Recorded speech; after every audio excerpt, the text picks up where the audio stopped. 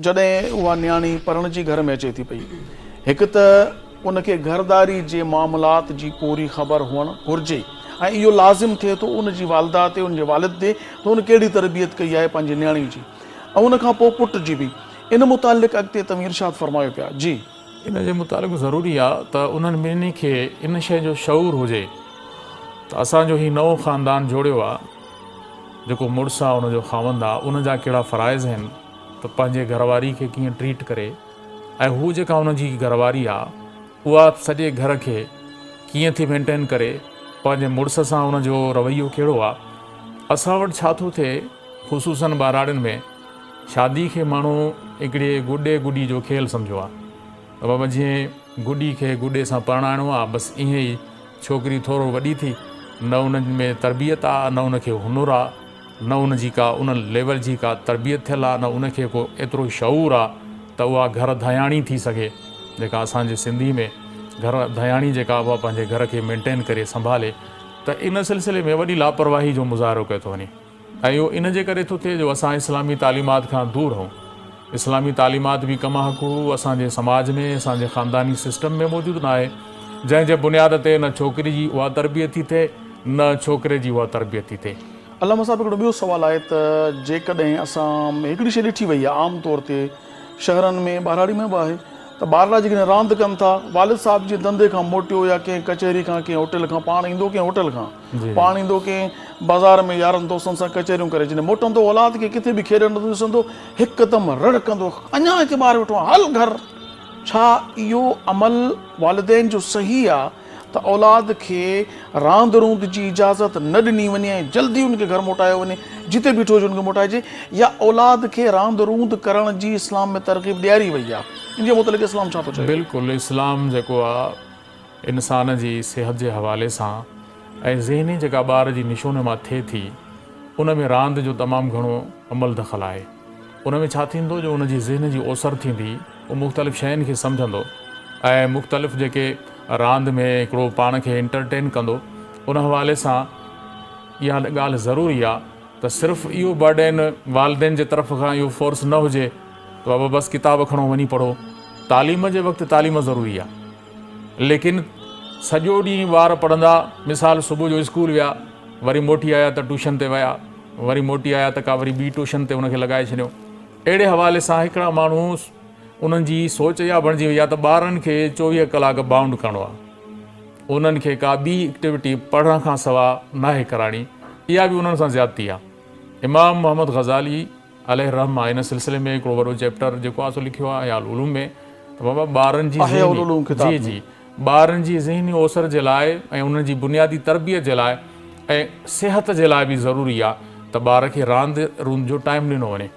ख़ुदि नबी करीम सल्लल्लाहु अलैहि वसल्लम जे हयात तय्यबा मां इहे मिसाल मौजूदु आहिनि त पाण पंहिंजी यानी कि ज़िंदगी में पाण बि रांदि रूंद जा काफ़ी इमाम हुसैन खे जॾहिं कुश्ती विड़ायो, मल विड़ायो, त पाण इमाम हसन मुश्तबा जो पासो वठनि पिया, इमाम हुसैन जो ऐं इमाम हसन जो पासो जेको आहे सो पोइ अम्मा फातिमा तो ज़हरा अर्ज़ु करे थी, बाबा साईं तव्हां रुॻो हिकिड़े जो पासो था वठो, फरमायूं त ॿिए पासे ॾांहुं त जिब्रील अमीन हुनखे थो सेखारे पियो त हीअं कर हीअं कर, हेॾा मां हिन जो पासो थो वठां, त पाण इमाम हसन इमाम हुसैन खे मल विड़ाई अथऊं, जंहिंखे कुश्ती बि चऊं रेसलिंग, त उहा कराई अथऊं। त इन मां साबित थो थिए त ॿारनि खे रांदि रूंद उहा मुसलसल रांदि बि न हुजे। हा, मुसलसल बि न हुजे, उनजो हिकिड़ो टाइम हुजे, हिकिड़ो महदूद टाइम हुजे, उन्हनि खे रिलैक्स ॾिजे त बाबा बल्कि इन रिवायत मां इन हदीस मां त साबित थियो न रुॻो उनखे रांदि जी इजाज़त ॾिजे पर उनखे रांदि कराइजे। बिल्कुलु, पाण बीही करे नबी करीम अलैहिस्सलाम पंहिंजे नवासनि पंहिंजे ॾोटनि खे पाण मल विड़ाई आहे। बिल्कुलु साईं, उहे त नंढड़ा हुया, लेकिन साईं जन पंहिंजे अज़वाज मुतहरात मां हिकिड़ी घरवारी सां डोड़ बि लॻाई।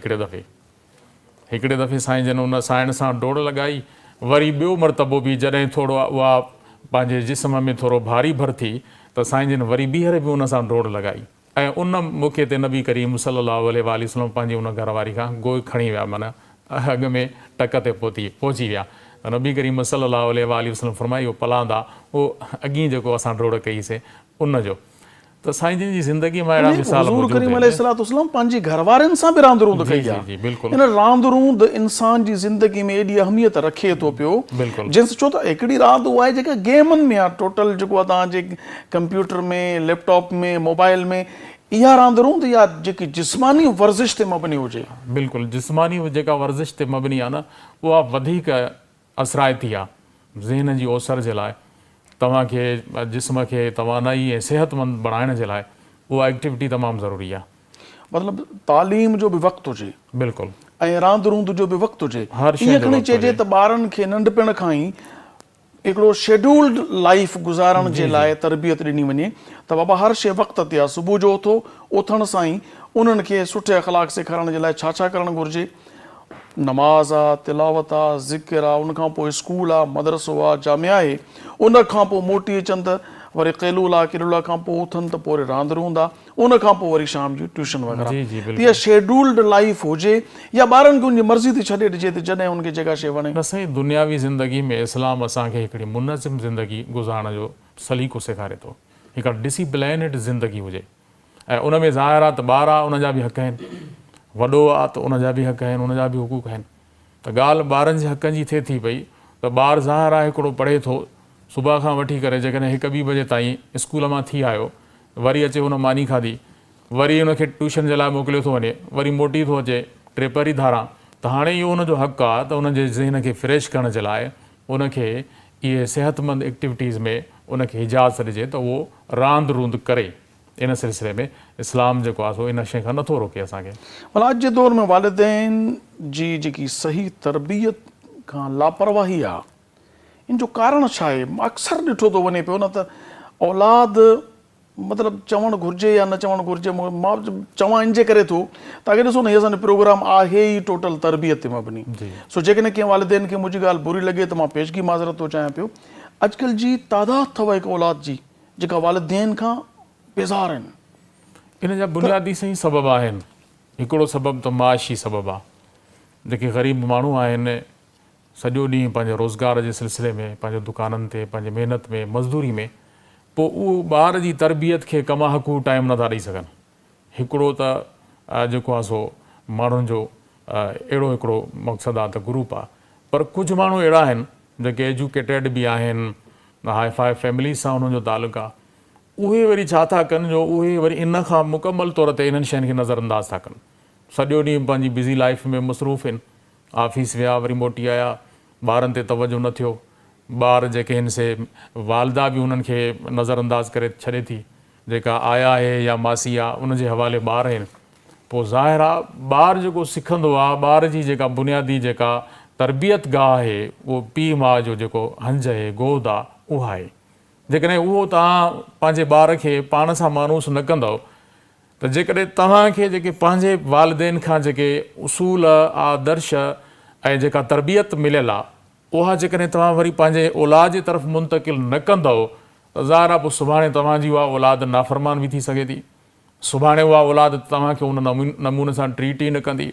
जॾहिं तव्हां ज़ईफ़ुल उमिरि खे पहुचंदव, जॾहिं तव्हांखे हाणे ॿारनि जी शफ़क़त जी ज़रूरत पवंदी, तव्हां शुरूआति में ॿारनि खे नज़रअंदाज़ था कयो ऐं पोइ जॾहिं ॿार वॾा थी वेंदा ऐं इंसानु ज़ाहिर आहे पंहिंजी ज़िंदगी में पोढ़ो थी वेंदो ऐं उनजी महदूद लाइफ थी वेंदी, त पोइ ज़ाहिर आहे जेका ॿारनि खे तरबियत हूंदी, जेके शइ पोखी वई आहे हाणे उहा लुणणी पवंदी। उहा हलणी पवंदी। जेकॾहिं तव्हां पंहिंजी औलाद खे डेली कम अज़ कम 1 कलाक बि ॾिनो वञे तरबियत जो, बिल्कुलु मां मिसाल जे तौर ते सुबुह जो स्कूल विया, नमाज़ बि थी वई, तिलावत बि थी वई, ज़िक्र बि थी वियो, रांदि रूंद बि थी वई, तव्हां पंहिंजे कारोबारनि खां फ़ारिग थी करे वरी अचण सां ई तव्हां हलाए वियो पंहिंजे यारनि दोस्तनि सां होटलिंग करण जे लाइ, आउटिंग करण जे लाइ, पिकनिक जे लाइ वग़ैरह वग़ैरह, ऐं औलाद खे तव्हां टाइम न ॾिनो।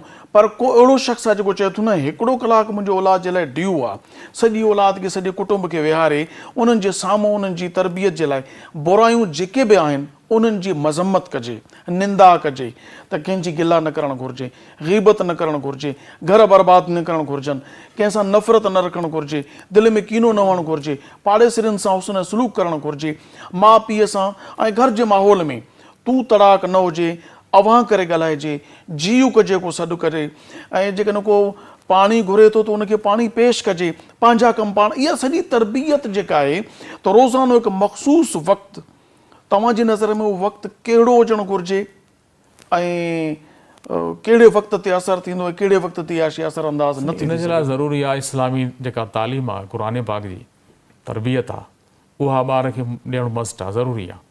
असां वटि इन शइ खां लापरवाही कई थी वञे।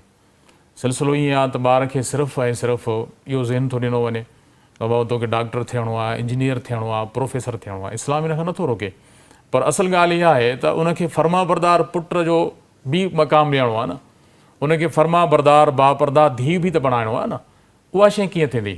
जॾहिं उनखे इस्लामी तालीम ॾिबी, उनखे आदाब सेखारिया वेंदा, उनखे इस्लामी जेका आदाबनि जी जेका तालीमात आहे उहा उनखे मुहैया करे ॾिनी वेंदी, उहो उनखे माहौल जेको आहे सो ॾिनो वेंदो, तॾहिं ॿारु जेको आहे सो पंहिंजे वालिदेन जे लाइ बि फर्मा बरदार थी सघंदो ऐं मुआशिरे में सुठनि अख़लाक़नि ऐं आदाबनि जो बि तॾहिं जेको आहे सो हामिल थी सघंदो। इन जे लाइ ज़रूरी आहे। मौजूदा दौर जे तक़ाज़ाउनि जे लिहाज़ तक़ाज़ाऊं जेके न मौजूदा दौर जूं, अॻे जेको दौर हो सुवारी जानवरनि जी हुई, घर कचा हुआ ऐं तरक़ी याफ़्ता दौर न हो, साइंस एॾी तरक़ी न कई हुई। अॻे जेके इलाज हुआ उहे फीणनि सां या जेके आहिनि सो उहे मख़सूस कुझु शयूं हूंदियूं उन्हनि सां। हाणे डिजिटल दौर आहे, साइंस जो दौर आहे, टेक्नोलॉजी जो दौर आहे। इन दौर जे तक़ाज़ाउनि खे मद्देनज़र रखंदे औलाद जी तरबियत कहिड़े उसूलनि तहत कई वञे? इन जे लाइ साईं मूंखे हज़रत सैयदना अली मुर्तज़ा करमल्लाहु ताला वजहुल करीम जो हिकिड़ो कौल यादि थो अचे।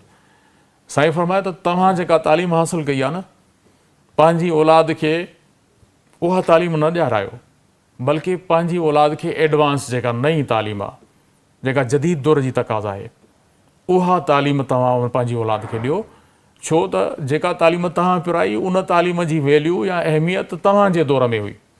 अॼु जो दौरु जेको आहे साइंस टेक्नोलॉजी जो दौरु आहे, जदीद दौरु आहे। इन सिलसिले में ज़ाहिर आहे जेके जदीद उलूम ऐं फ़नून आहिनि, जेकॾहिं असां पंहिंजी औलाद खे उहे न सेखारींदासीं त उहे सुभाणे हिन मुआशिरे जा हिकिड़ा मुआशिरे खे नवनि बुनियादनि ते खणी हलण वारा फ़र्द कीअं साबित थींदा।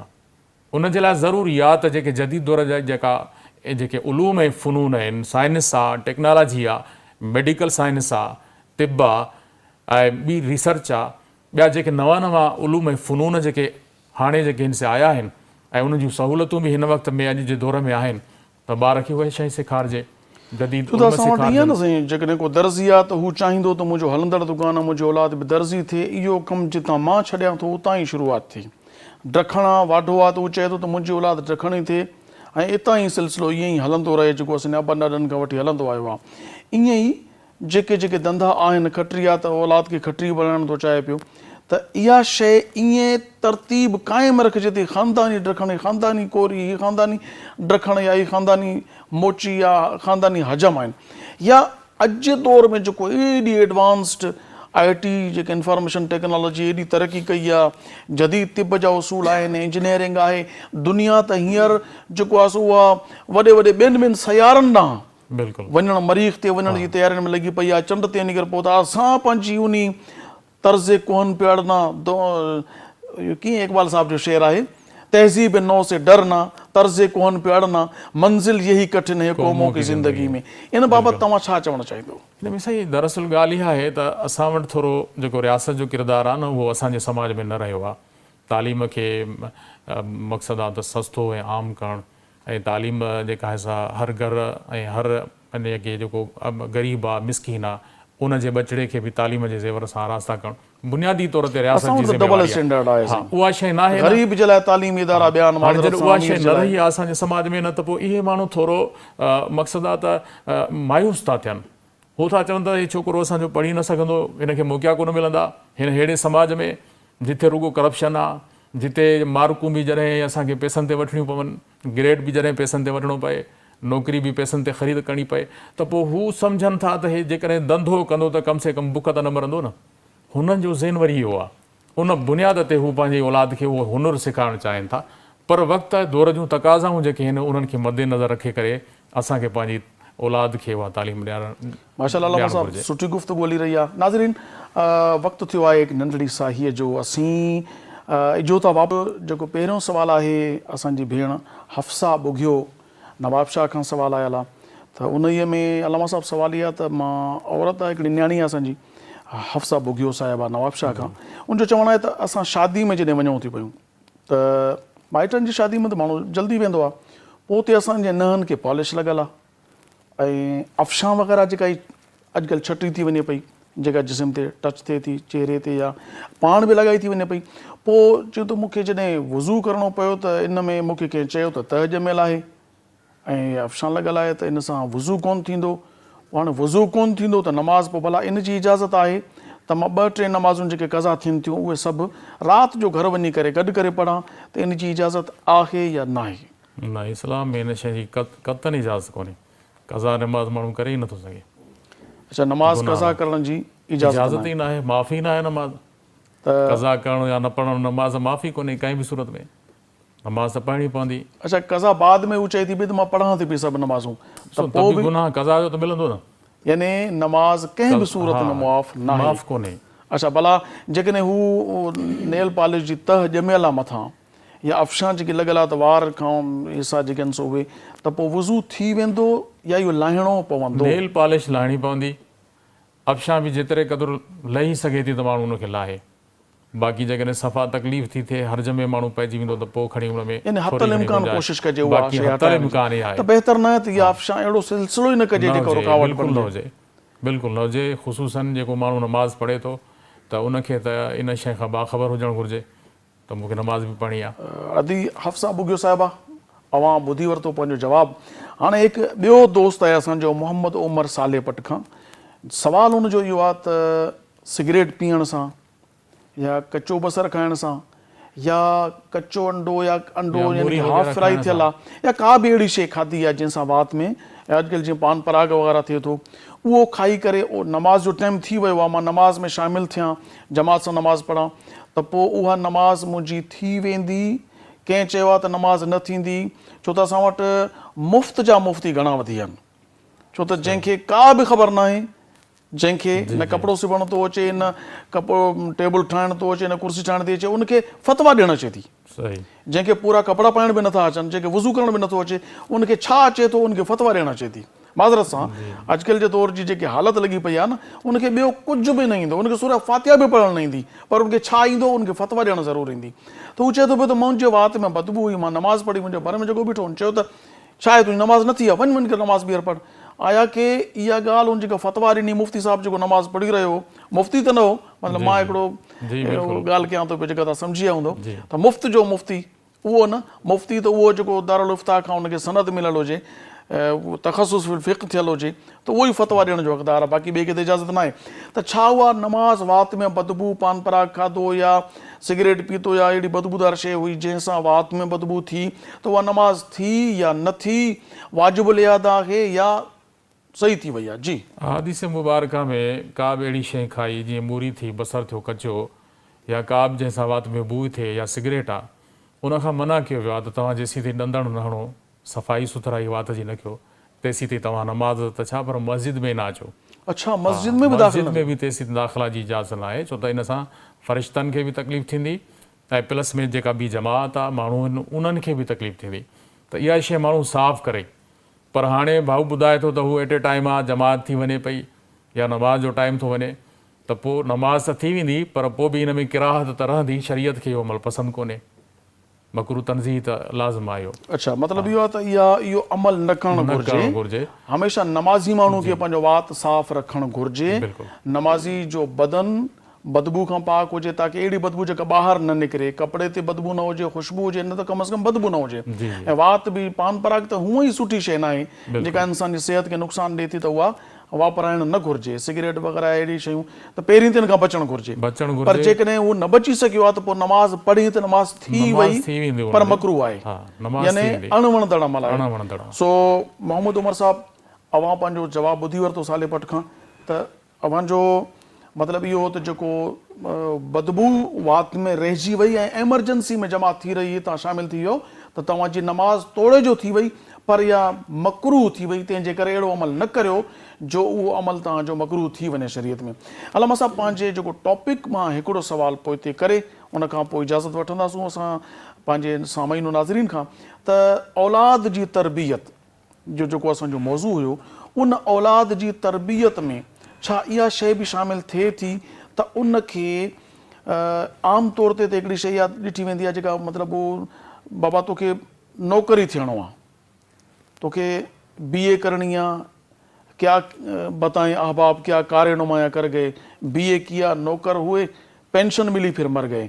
त इहा शइ त सिर्फ़ु उनखे नौकरी बनाइण जी तरबियत जे लाइ तालीम ॾियणी आहे या उनखे मुआशिरे जो सुठो इंसान बनाइण जे लाइ कंहिं सुठे उस्ताद जे तरबियत में रखणु घुरिजे त इहो औलाद जे हक़ में शामिलु थिए थो या इन जी का ज़रूरत न आहे, अॻिते हली करे पाण मूं ॾींदो? औलाद जी तरबियत में बुनियादी शइ त इहा ई आहे न त उनखे तालीम जे ज़ेवर सां आरास्ता कजे ऐं तालीम ऐं आदाब उनखे सेखारिजनि जंहिंसां हू मुआशिरे जो हिकिड़ो बहितरीनु फ़र्द थी सघे ऐं सुभाणे जेको आहे सो पंहिंजे अहलो अयाल जे लाइ हिकिड़ो कफ़ालत जो हिकिड़ो जेको सामान आहे उहो बि करे सघे।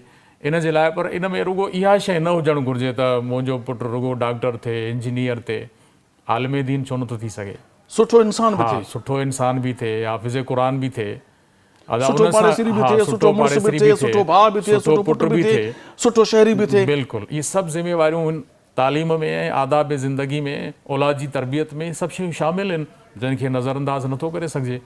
इन्हनि खे मद्देनज़र रखी करे असांजी इहा नियत हुजणु घुरिजे, तॾहिं त हिकिड़ो असां हिकिड़ो सुठो समाज जोड़े सघंदासीं, सुठो ख़ानदानी सिस्टम जोड़े सघंदासीं जॾहिं असां पंहिंजी औलाद खे उहा तरबियत ॾींदासीं, उहे आदाब ज़िंदगी सेखारींदासीं।